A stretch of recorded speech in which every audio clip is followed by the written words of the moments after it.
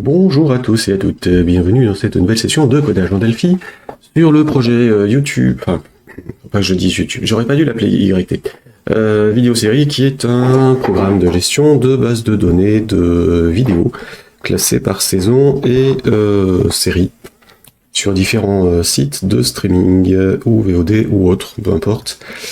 Alors, on va attaquer sur ce dépôt-là. Donc, j'ai rajouté un petit to-do à faire. On va commencer par ça aujourd'hui. À savoir ajouter un champ mot-clé.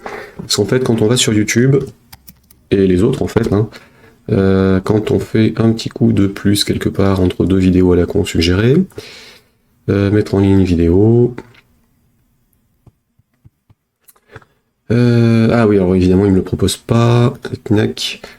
Si on regarde une vidéo, en fait, on a un certain nombre de champs, et évidemment, la base c'est YouTube, mais tous les autres le proposent plus ou moins, donc on a un titre, une description, et éventuellement quelque part, dans les options, les catégories, les trucs comme ça, mais ça c'est un peu, c'est pas forcément de raison de le stocker ailleurs, et des mots-clés. Donc là on peut copier-coller la liste complète, on n'est pas obligé de se les taper à chaque fois, et c'est vrai que sur une série de vidéos, c'est assez fastidieux à taper, donc si on est sur une série qui porte sur un logiciel ou un thème, autant avoir des mots-clés à ce niveau-là, et puis éventuellement rajouter au niveau de la saison si on a une thématique particulière quand on redécoupe les trucs, et en rajouter au niveau des épisodes, et que ça se régénère tout seul pour qu'on puisse ensuite, soit par une API, soit à la main, copier-coller les trucs. Donc il me faut des mots-clés au niveau de ma base de données. Du coup on va commencer par ça, et puis après on verra pour les sujets du jour, à savoir dans le projet, alors j'ai oublié de le redémarrer Delphi au démarrage. Voilà, voilà. Donc nous en sommes sur le projet, donc j'ai dit je commence par une mise à jour de la base de données. Donc hop. Ça. On va dire que je commence par ça.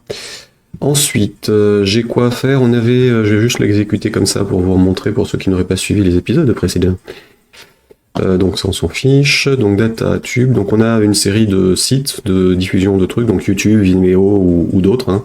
On peut stocker ce qu'on veut dedans. Donc on peut aussi dire que c'est utilisé par un éditeur ou un distributeur de films ou de séries télé qui peut se servir de ça pour gérer ses trucs, son catalogue. Éventuellement avec son site. En ce qui me concerne, j'aurai YouTube, Vimeo. Potentiellement TikTok, Serial Streamer et 2-3 autres normalement, si tout se passe comme prévu. Éventuellement avec des API derrière. Ensuite, donc on a le niveau tube qui permet de dire sur quoi on va diffuser les trucs et quelles sont les URL. On a le niveau série qui est globalement le package de qu'est-ce qu'on diffuse ou qu'est-ce qu'on stocke dans notre base de données. Sous la série, on a la saison qui sera facultatif, non qui sera obligatoire puisque je l'ai mis en obligatoire sur les vidéos. Et en dessous, on a les épisodes qui sont sous une saison. Alors après la saison, ça peut être juste un truc, juste saison 1 et puis basta, ou rien du tout, on s'en fiche. En tout cas, au niveau de l'épisode, on pourra choisir la saison à laquelle il se reporte, qui est attachée à une série. Donc là, on a la sélection, série et saison. Alors saison, c'est à faire, puisqu'il faut afficher les saisons en fonction de la série sélectionnée, s'il y en a une ou toutes, ce qui sera pas forcément intéressant si on a saison 1, saison 1, saison 1, saison 1, et ainsi de suite. Donc voilà le truc sur le principe pour la partie base de données, puis après on exportera, on fera des copier-coller et d'autres choses. Alors première chose, je vais mettre à jour ma base. Donc pour ça, je vais éditer les fichiers correspondants, le fichier de requête SQL et puis le fichier de ma base de données vide qui sert dans l'IDE. Donc du coup, je vais sortir du projet pour le déverrouiller. Quoique j'ai changé le verrouillage, mais peu importe. C'est pas fermé, c'était tout fermé qu'il faut que je fasse. Hop. Voilà. Je vais donc dans le dossier DB du projet, je copie ça en V3. C'est donc ma troisième mise à jour de base après la série principale. Je modifie le README qui contient la description de la base de données qui me sert à savoir où je mets mes trucs. Et je vais dans la base elle-même. Alors, parcourir, ouvrir une base de données ici. Évidemment, si vous avez des questions en rapport ou pas avec ce que je suis en train de faire, n'hésitez pas. Ou si vous voulez discuter. Donc, hop là, sans dire trop de bêtises. Bon, après, vous pouvez essayer des commandes pour avoir des blagues de Toto ou des trucs comme ça, c'est à vous de voir sur le chat. si vous trouvez que ce que je dis est trop intelligent, complet ou saoulant. Alors, est-ce que j'ai besoin de mettre une série de mots-clés au niveau du tube? A priori, mettre YouTube quand on est sur YouTube, il y a peu d'intérêt, donc je ne vais pas le mettre. Ça servirait à rien. Quoique, ça pourrait servir de template et copier les éléments sur le truc. Donc on va dire template, keyword template. Et on dira que c'est ce truc-là qui sert à générer les infos. Et tant qu'à faire, je vais aussi rajouter un... du coup, je vais changer ça en fait. Je vais mettre TPL description. Du coup, je vais virer le champ... Ah oui, normalement, les drop fields, on les a pas en SQLite dans la version que j'utilisais. Ça a été modifié depuis, mais...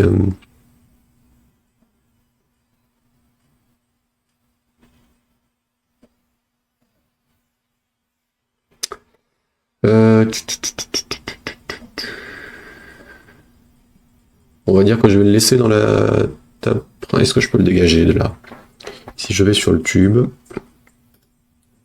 la description du tube ici, si je fais ça et que je change, on peut rien changer ici. Hein. Les pragmas.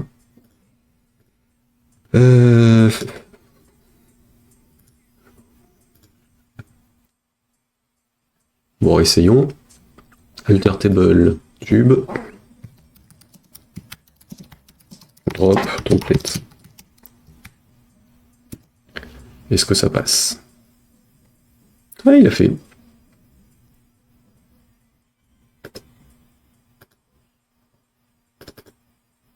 Ouais, alors je tente dans ce cas-là. Donc allons-y, hop, je vais donc dire... Je vais remplacer ça en template label. Alors c'est ce qui serait généré pour chaque tube, enfin pour les vidéos à la fin. TPL keyword.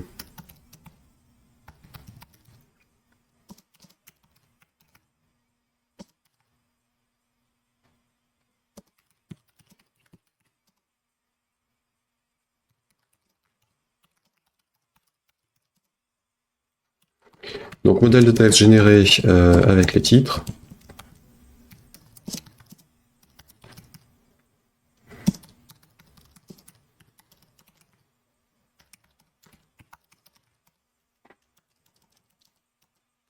CTRL-C et CTRL-V.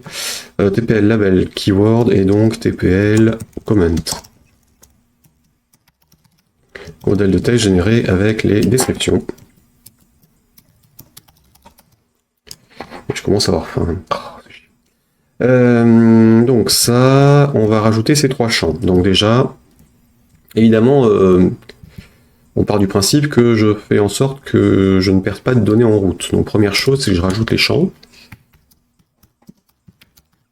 Donc alter table, je vais ouvrir le 1, j'avais dû rajouter des trucs.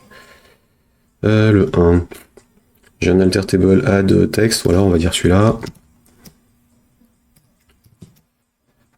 Hop, donc on est sur tube. Alors je pourrais le mettre en majuscule aussi. Add, on est sur ces trois champs-là. Alors attendez, hop, ça, 1, 2, 3. Alors j'ai constaté en faisant des tests que effectivement SQLite n'aime pas les alter tables avec des add fields multiples, donc je le mets sur trois champs. C'est pas bien grave. Ou c'est la version que j'utilise qui fait ça. En tout cas, si je veux que ça fonctionne sur tous les appareils, autant partir sur le même driver. Donc j'ajoute le label, le commentaire et le keyword. Je déplace ensuite le contenu de l'actuel template vers le comment. Donc c'est update tube set tpl comment égale template. Au cas où quelque chose aurait déjà été saisi, histoire de ne pas le perdre. Bon, alors en l'occurrence, je suis le seul utilisateur, c'est qu'en dev, donc on s'en fiche. J'ai donc update tube set machin truc, et je pourrais éventuellement supprimer le champ tout de suite, mais pour des raisons de sécurisation du truc, Je le ferai sur la prochaine mise à jour. Donc db v4.sql. Du coup, je me garde une version intermédiaire entre les deux. Avec ce champ en plus dans la base pour éviter les couacs. Parce que si quelqu'un fait la mise à jour, perd les données, ça va pas le faire. Donc on va dire que ça sera comme ça, et puis pareil, je pourrais tester si tout se passe correctement sans avoir perdu mon champ, ce qui poserait problème si j'ai besoin de refaire des mises à jour de la table ou dans Delphi derrière. Donc ça c'est ok, du coup ma mise à jour ici, je vais pas la faire. Je vais juste sortir de la table, fermer la base de données sans faire les mises à jour que j'ai faites. Histoire d'être synchronisé entre ce que j'ai dans ma synchro officielle du programme et ce que j'ai dans la base. Donc, je rajoute mes 3 champs, je bascule les données existantes vers le nouveau champ. Donc ça c'est bon. Du coup ensuite, j'ai potentiellement des keywords à rajouter au niveau de la série. Hop. Mots-clés de la série. Je s'en fiche. Donc j'ai dit sur la série keyword, donc pareil, hein, CTRL D, on est sur serial, on add keyword, et c'est censé être bon. Le lien entre la série et le tube, on peut éventuellement avoir des mots-clés particuliers sur un site et pas un autre, donc à la limite on va le rajouter aussi. Keyword, donc mot-clé de la série.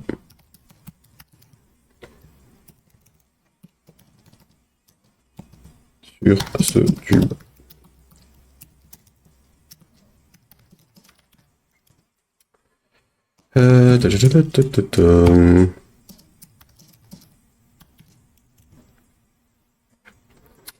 Donc, keyword au niveau de lien série, c'est serial tube. Pastoche. Ensuite, mot-clé de la série, on l'a au niveau de la saison, évidemment. Hein. J'enlève le utiliser en playlist. Donc on a comment, on a keyword, mot-clé de la saison. Et ensuite, on a évidemment le keyword sur le saison tube, de la même façon que l'autre. Mot-clé de la saison sur tube.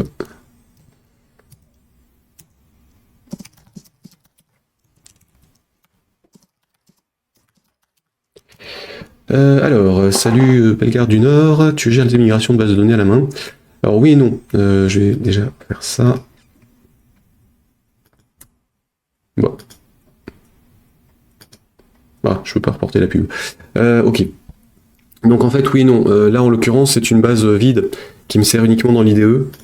Le fichier en question, il n'est jamais rediffusé, c'est à l'ouverture du projet.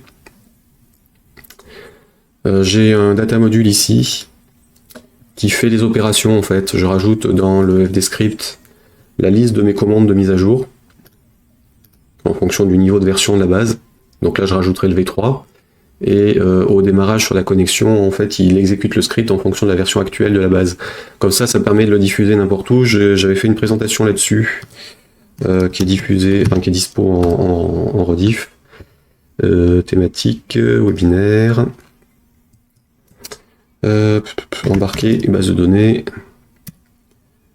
Hop, voilà. Si tu veux aller regarder, il y a les sources aussi qui sont de l'exemple, qui reprennent ce truc-là.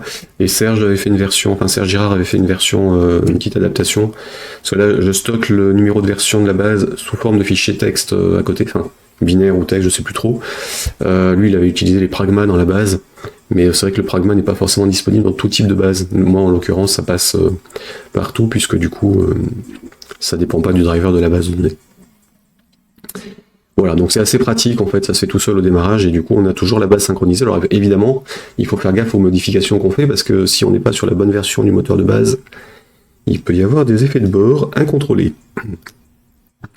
Et des pertes de données. Donc évidemment, idéalement, on fait un backup de la base, on fait les mises à jour, on récupère ce que je n'ai pas implémenté dans les exemples que j'ai mis en place. Mais effectivement, ça ferait un petit ajout. Hop.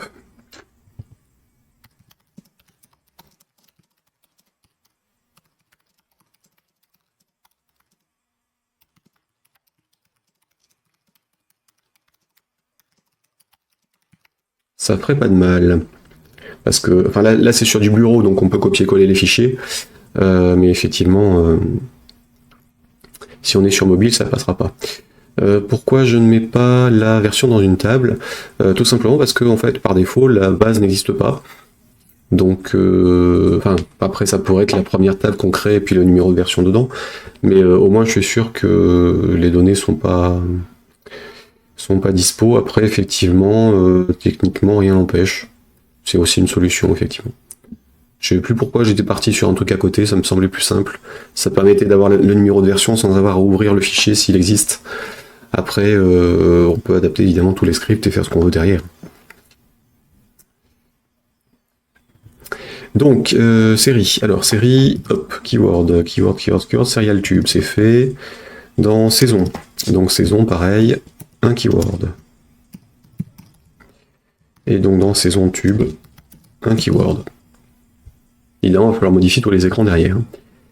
Saison tube, donc keyword, machin, sur ce tube, ok. Et dans les épisodes, évidemment.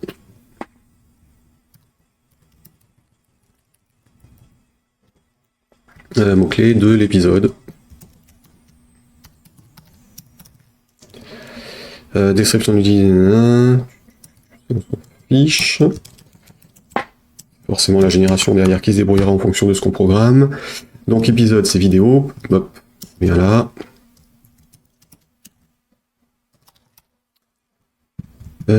C'est bizarre ça.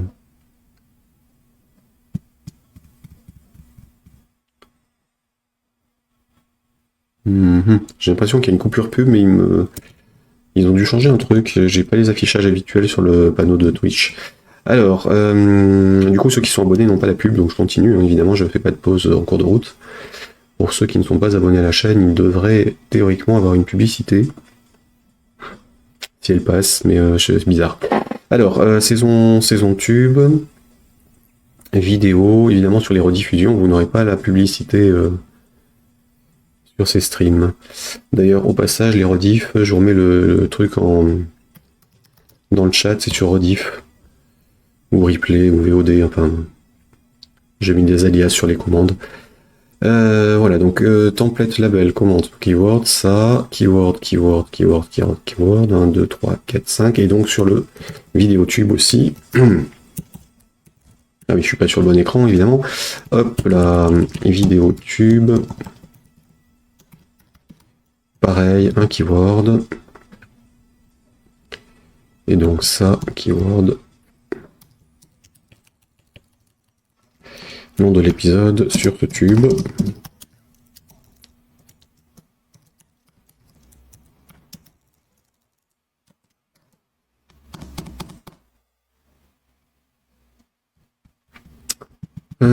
Je pourrais mettre autre chose que sur ce tube d'ailleurs, mais bon, peu importe. C'est vrai que historiquement, on parlait tube pour les sites de VOD, mais plutôt dans la communauté de développeurs de sites pour adultes. À l'époque où les YouPorn, Pornhub et autres ont démarré et que plein d'autres sont mis à faire le leur et ont tué tous les autres sites. Parce qu'évidemment, à force d'avoir des contenus gratuits partout, plus personne ne pirate et plus personne n'achète non plus les vrais contenus chez les producteurs. Du coup, c'est vrai que le mot tube est resté dans mon vocabulaire, mais ça évoque pas grand chose en fait. Site de VOD, mais ce serait trop long.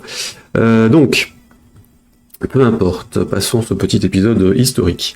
Alors, j'ai mon script normalement pour ça, je vais l'exécuter dans mon logiciel, donc DB Browser for SQLite en l'occurrence, sur la base pour voir s'il fonctionne, donc sur ma base de test, qui est ensuite utilisée dans Delphi. Hop. Donc je colle ça, et on y va. Est-ce que j'ai fait des erreurs de syntaxe? Non, a priori c'est bon. Est-ce que dans ma table... Ah bah non, c'est une base vide, donc il n'y a pas de données, donc évidemment... elle, c'est censé être OK, donc je peux enregistrer ces requêtes. Les changements effectués dans l'onglet SQL dans un nouveau fichier projet, non. Donc ça, c'est OK, donc je peux enregistrer ça dans mon source, dans les scripts qui seront exécutés au démarrage du programme. Du coup, dans UDB, dans FDScript 1, que j'aurais pu rebaptiser, enfin, qu'il vaut mieux rebaptiser dans un vrai projet un peu plus gros, parce qu'évidemment, là, je suis sur des petits trucs, hein, il y aura une vingtaine d'écrans grand max. Donc, je peux me permettre de ne pas tout nommer proprement. C'est vrai que dans des projets classiques, il est quand même fortement recommandé de dire sur les éléments à quoi ils correspondent et pour savoir comment on s'en sert derrière. Donc là, c'est bon, ça s'automatise derrière. Pour la mise à jour, normalement, si je lance, ça va se débrouiller. Du coup, alors évidemment, comme j'ai pas encore changé mes écrans, ça reste sur l'ancien champ, template. Ici, tube. J'ai donc mon champ template, il est bon, et j'ai pas encore le mot-clé à l'écran, évidemment, parce qu'il faut le rajouter sur les champs de saisie. Alors, on va se le faire, donc au niveau du tube. Première chose à faire, c'est de remettre la table à jour. Normalement, j'avais pas de champ en particulier, donc il les prend tous. Du coup, dans Live Binding, je vais associer le champ mémo à l'autre propriété qui m'intéresse, l'autre champ. Alors ma table, elle est là. C'est un peu le bordel, faut que je l'agrandisse. Peut-être que je leur demande s'ils pouvaient pas nous le mettre en onglet, ça, plutôt qu'en...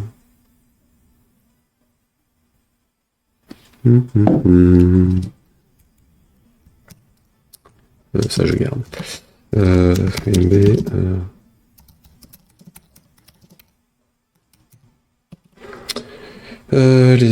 l'expert, non c'était l'éditeur, live binding, visuel en temps anglais plutôt que panel. Je sais pas si on peut, je regarde. Donc, hop. Alors j'ai dit mon champ template en fait il va dégager, donc mon mémo ici, il sera plus attaché à template, il sera attaché à template comment. Et donc normalement, si je réexécute le programme, il fait la mise à jour, et je devrais avoir les infos. Enfin, je devrais toujours avoir les infos.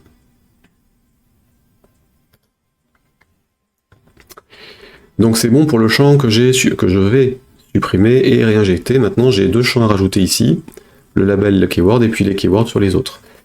Sympa la vue de la table. Alors là en l'occurrence j'utilise les fonctionnalités graphiques. Là, je suis sur un projet FireMonkey, donc multiplateforme. Contrairement au projet VCL qui était que Windows, on n'a pas dans FireMonkey de composants spécifiques qui se rattacheraient aux données. Contrairement à la VCL où on avait des composants TDB quelque chose depuis Delphia en 95. Du coup, on utilise soit le live binding pour faire les liens entre les tables, entre les propriétés de composants visuels et non visuels, en l'occurrence ici. Je peux avoir tout, hein. En fait n'importe quel truc qui apparaîtrait ici dans le clic droit lié visuellement, ou dans l'expert, parce qu'on a un expert aussi qu'on peut activer dans les options pour faire directement les trucs par formulaire. Donc soit on fait les liens entre les trucs et puis il nous dit si c'est mis à jour dans les deux sens avec les flèches dans les deux sens ou dans un seul, par exemple ici pour le bind navigator qui est en fait le truc de